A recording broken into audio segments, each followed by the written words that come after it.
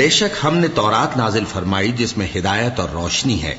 اسی کے مطابق انبیاء جو اللہ کے فرما بردار تھے یہودیوں کو حکم دیتے رہے ہیں، اور مشائخ اور علماء بھی، کیونکہ وہ اللہ کی کتاب کے نگہبان مقرر کیے گئے تھے اور اس پر گواہ تھے، یعنی حکم الہی کا یقین رکھتے تھے۔ سو تم لوگوں سے مت ڈرنا اور مجھی سے ڈرتے رہنا، اور میری آیتوں کے بدلے تھوڑی سی قیمت نہ لینا، اور جو اللہ کے نازل فرمائے ہوئے احکام کے مطابق حکم نہ دے تو ایسے ہی لوگ کافر ہیں۔ اور ہم نے ان لوگوں کے لیے تورات میں یہ حکم لکھ دیا تھا کہ جان کے بدلے جان، اور آنکھ کے بدلے آنکھ، اور ناک کے بدلے ناک، اور کان کے بدلے کان، اور دانت کے بدلے دانت، اور سب زخموں کا اسی طرح بدلہ ہے۔ اب جو شخص بدلہ معاف کر دے وہ اس کے لیے کفارہ ہوگا،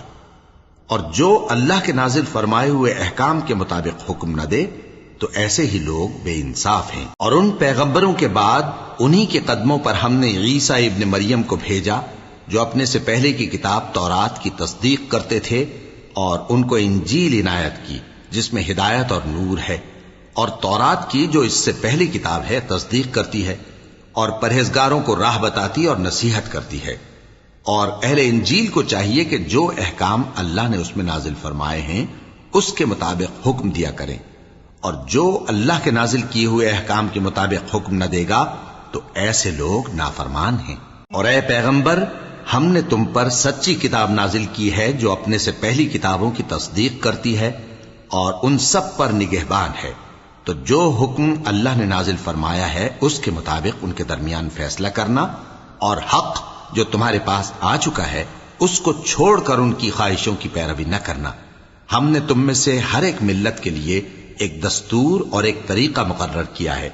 اور اگر اللہ چاہتا تو تم سب کو ایک ہی شریعت پر کر دیتا،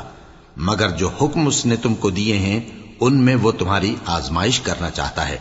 سو نیک کاموں میں آگے بڑھو، تم سب کو اللہ کی طرف لوٹ کر جانا ہے، پھر جن باتوں میں تم کو اختلاف تھا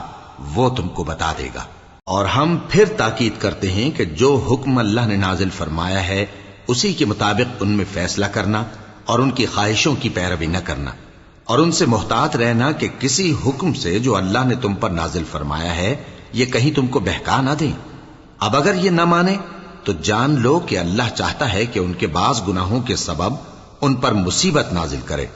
اور اکثر لوگ تو نافرمان ہیں ہی۔ پس کیا یہ زمانہ جاہلیت کے سے فیصلے کے خواہش مند ہیں؟